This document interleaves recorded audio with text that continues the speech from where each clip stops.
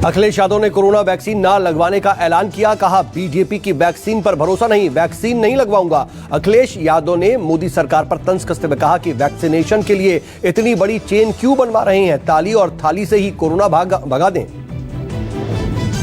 सरकार ने ताली थाली और हेलीकॉप्टर उड़ाए हैं अस्पतालों पे, क्या जरूरत है इतनी बड़ी चेन की? क्यों वैक्सीन की क्या जरूरत है? हम लोग आप सब बिना मास्क के बैठे हुए हैं। ये केवल कोविड उनके लिए, विपक्ष के लिए कि कोई कार्यक्रम न कर ले विपक्ष। मैं तो नहीं लगवाऊंगा अभी वैक्सीन, मैंने अपनी बात कह दी, और वो भी बीजेपी लगाएगी उसका भरोसा करूंगा मैं?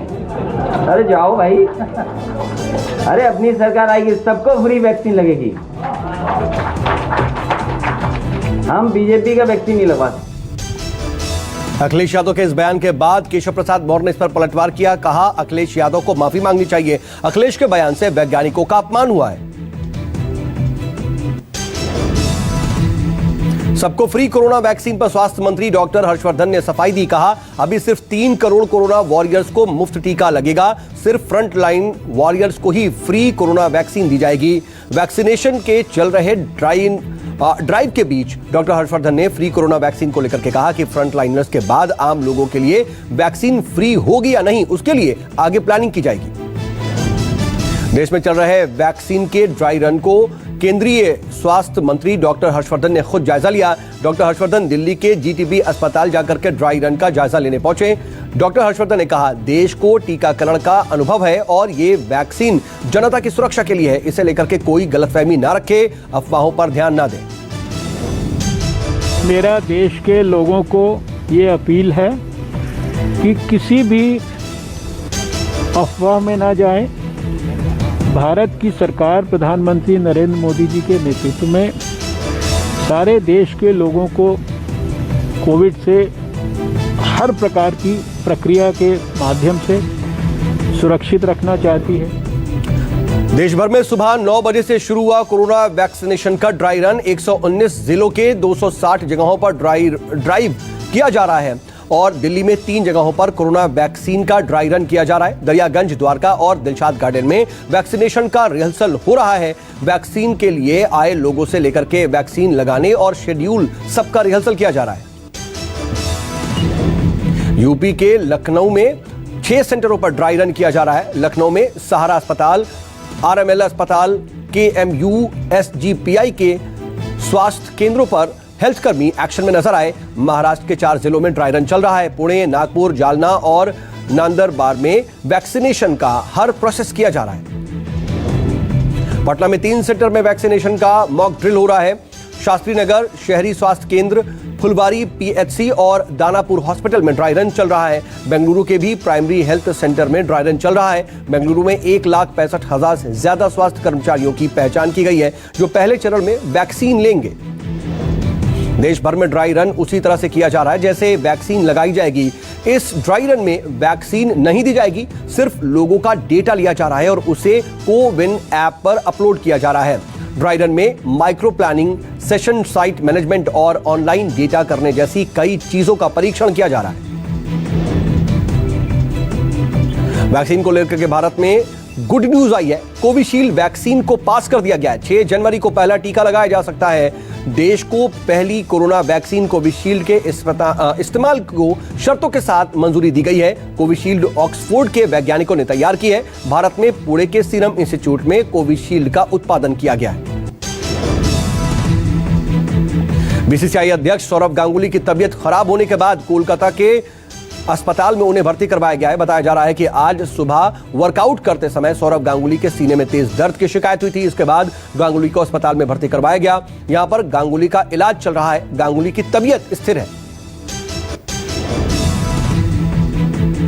पुलवामा में आतंकियों ने सीआरपीएफ जवानों पर ग्रेनेड हमला किया। आतंकियों का निशाना चूका। आतंकी हमले में 7 नागरिक जख्मी हुए। यह आतंकी हमला दक्षिण कश्मीर के त्राल बस स्टैंड के पास हुआ। सीआरपीएफ की टुकड़ी त्राल बस स्टैंड पर तैनात थी। इस दौरान आतंकियों ने ग्रेनेड फेंका जो सड़क पर गिर गया। पूरे इलाके को घेर करके आतंकियों की तलाश अब की जा रही है। प्रधानमंत्री नरेंद्र मोदी ने ओडिशा के आईआईएम संबलपुर में स्थायी कैंपस का शिलान्यास किया। वीडियो कॉन्फ्रेंसिंग के जरिए प्रधानमंत्री ने इस कैंपस की आधारशिला रखी। पीएम ने कहा, यह संस्थान ओडिशा को मैनेजमेंट जगत में नई पहचान देगी। आज के स्टार्टअप ही कल उद्यमी बनेंगे। मैनेजमेंट स्किल्स की डिमांड तेजी से बदल रही है। कृषि कानूनों के खिलाफ किसानों का धरना कड़ाके की सर्दी में लगातार जारी। किसानों ने सरकार से बातचीत के पहले सख्त तेवर दिखाए। किसानों ने प्रेस कॉन्फ्रेंस करके कहा कि कृषि कानून वापस लिया जाए और इससे कम पर कुछ मंजूर नहीं। कृषि कानून वापस लिए जाने तक आंदोलन जारी रहेगा। किसानों और सरकार के बीच 4 जनवरी को अब अगली मीटिंग होगी। 2 मुद्दों पर सहमति बन चुकी है, पर अब किसानों ने एक बार फिर से कड़ा रुख अख्तियार किया है। वहीं कृषि मंत्री नरेंद्र सिंह तोमर ने उम्मीद जताई है कि इस मीटिंग के बाद किसानों को मना लिया जाएगा। कांग्रेस नेता, पूर्व केंद्रीय मंत्री और राजस्थान के पूर्व सांसद सरदार बूटा सिंह का निधन हो गया। 86 साल की उम्र में बूटा सिंह ने आखिरी सांस ली। पंजाब के जालंधर के मुस्तफापुर गांव में जन्मे बूटा सिंह 8 बार लोकसभा के सांसद रहे। बूटा सिंह की पहचान पंजाब के बड़े दलित नेता के तौर पर रही। प्रधानमंत्री नरेंद्र मोदी बूटा सिंह के निधन पर उन्होंने शोक जताया। ट्वीट करके कहा, बूटा सिंह गरीबों के कल्याण के साथ दलितों के कल्याण के लिए एक अनुभवी प्रशासक और प्रभावी आवाज थे। कांग्रेस नेता राहुल गांधी ने भी बूटा सिंह के निधन पर ट्वीट किया। कहा, सरदार बूटा सिंह के देहांत से देश ने एक सच्चा जनसेवक और निष्ठावान नेता खो दिया। डोमिसाइल सर्टिफिकेट को लेकर के श्रीनगर में सुनार सतपाल निश्चल की आतंकवादियों ने हत्या कर दी। 65 वर्षीय ज्वेलर को श्रीनगर के एक व्यस्त बाजार में गोली मार दी गई। पुलिस सूत्रों के मुताबिक यह हत्या डोमिसाइल सर्टिफिकेट को लेकर के हुई है। हत्या की जिम्मेदारी लेकर लश्कर से जुड़े आतंकी संगठन ने ली है। टीआरएफ ने और हत्याएं करने की भी धमकी दी है। बताया जा रहा है कि सतपाल पंजाब के गुरदासपुर के थे और श्रीनगर में पिछले 50 से भी ज्यादा सालों से रह रहे थे। हाल ही में सतपाल को डोमिसाइल सर्टिफिकेट मिला था, जिसके बाद सतपाल को जम्मू कश्मीर में जमीन और प्रॉपर्टी खरीदने का अधिकार मिल गया था। अभी तक कश्मीर घाटी में 10 लाख से ज्यादा डोमिसाइल सर्टिफिकेट जारी हो चुके हैं। इससे किसी भी राज्य के नागरिक को जम्मू कश्मीर में अचल संपत्ति खरीदने का अधिकार मिल जाता है। उत्तर भारत में ठंड का टॉर्चर बढ़ा। दिल्ली एनसीआर में सुबह सुबह हुई तेज बारिश। मौसम विभाग के मुताबिक दिल्ली में ठंड से अगले कुछ दिनों तक राहत नहीं मिलने वाली। 5 जनवरी तक बारिश की संभावना लगातार बनी हुई है।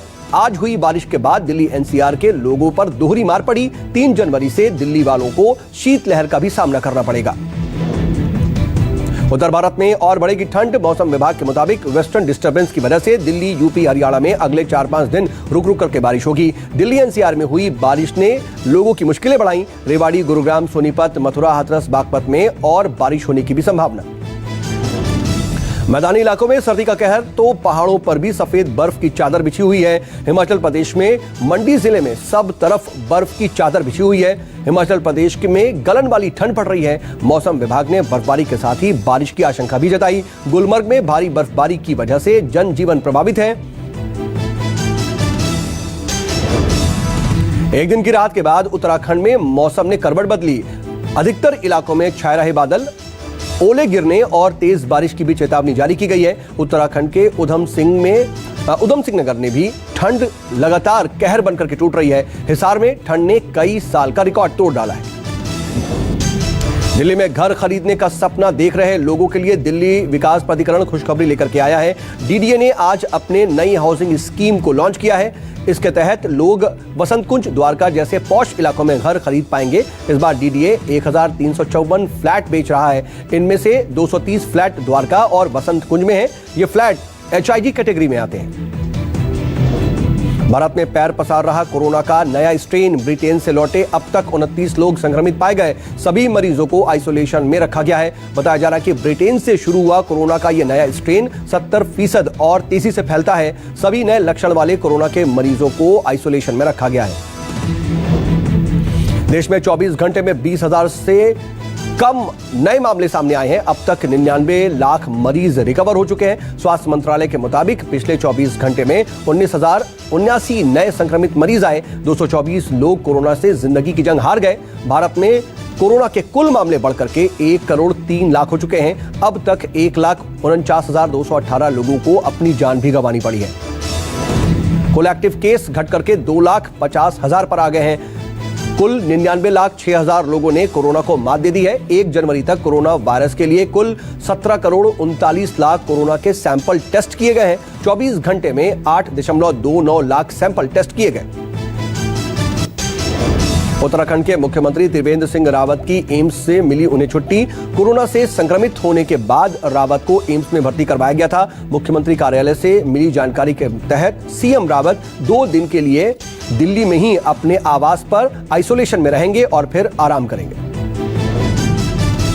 चिली में भी जबरदस्त कोरोना के कहर को देखते हुए वहां पर एहतियात बरता जा रहा है। पिछले 24 घंटे में 3,588 नए मामले सामने आए हैं, जो कि 5 जुलाई के बाद एक दिन में सबसे ज्यादा मामले हैं। नए मामलों को देखते हुए चिली में कुल कोरोना संक्रमितों का जो मामला है वो बढ़कर 6 लाख के पार हो गया है।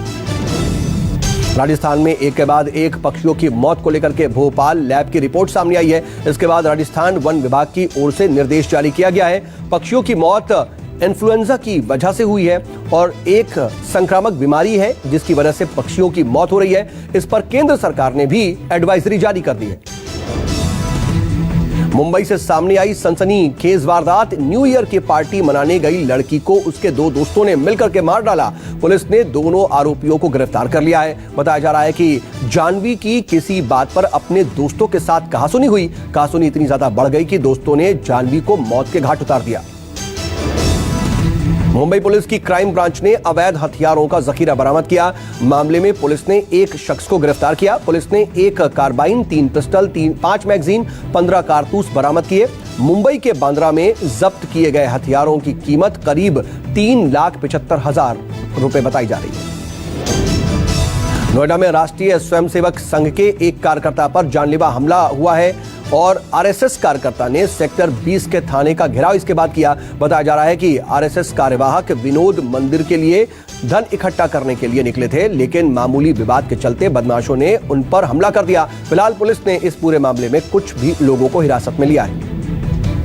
दिल्ली पुलिस ने लूट की वारदात को अंजाम देने वाले गिरोह का पर्दाफाश किया। पुलिस ने 2 करोड़ से ज्यादा की संपत्ति बरामद की। गिरोह के मास्टरमाइंड ने अपने नाम से 2 फ्लैट भी खरीद रखे हैं। बताया जा रहा है कि चोरी से पहले चोर घरों की रेकी करते थे और उन घरों को टारगेट करते थे। यूपी के बिजनौर में कोचिंग से घर लौट रही छात्रा से 2 बदमाश मोबाइल छीन करके फरार हो गए, लेकिन जब लड़की ने शोर मचाया तो शोर सुनकर के लोगों ने बदमाशों का पीछा किया और जम करके उनकी पिटाई कर दी। छात्रा के मुताबिक बदमाशों ने उसके कुंडल भी छीनने की कोशिश की। खैबर पख्तूनवा के हिंदू मंदिर में तोड़फोड़ के बाद भारत ने पाकिस्तान उच्चायोग के सामने विरोध दर्ज कराया है और कहा कि इस मामले में पाकिस्तान सख्त एक्शन ले। वहीं पाकिस्तान के प्रांतीय सरकार ने फिर से मंदिर बनाने का भरोसा दिया है। कोरोना फ्री उत्तर कोरिया के तानाशाह किम जोंग ने नए साल के आगाज पर देश के नाम एक खत लिखा, जिसमें किम के जरिए देशवासियों को धन्यवाद दिया गया है। बताया जा रहा है कि किम के पहले उनके पिता ने 1995 में ऐसा खत लिखा था। अब इकोनॉमी के लिए एक अच्छी खबर। लॉकडाउन खुलने के बाद अर्थव्यवस्था तेजी से पटरी पर आती दिखाई दे रही है। दिसंबर में जीएसटी कलेक्शन ने रिकॉर्ड भी बढ़ाया है। ऐसा पहली बार हुआ है जब GST collection record 1.15 lakh crore के पार पहुंच गया। बताया जा रहा है कि जीएसटी के पूरे इतिहास का अब तक का यह सबसे ज्यादा मंथली कलेक्शन है। बैंक ऑफ बड़ौदा ने शुरू की नई सुविधा। बैंक ने एक ऐसा ऐप डेवलप किया जिसके तहत महज 60 सेकंड में होम लोन अप्रूव हो जाएगा। एम कनेक्ट ऐप के जरिए आप कुछ ही मिनटों में अपने समय और स्थान के मुताबिक ऑनलाइन प्रक्रिया से ये लोन पा सकते हैं। अब मिस कॉल से बुक कर सकते हैं एलपीजी सिलेंडर। ये सुविधा देश के सभी इंडियन गैस ग्राहकों के लिए उपलब्ध होगी। सुविधा के लिए सरकार ने एक नया नंबर 8454955555 जारी किया है। इसके लिए ग्राहकों को कोई चार्ज नहीं देना होगा। तेल एवं पेट्रोलियम मंत्री धर्मेंद्र प्रधान ने भुवनेश्वर में इस सर्विस को लॉन्च किया।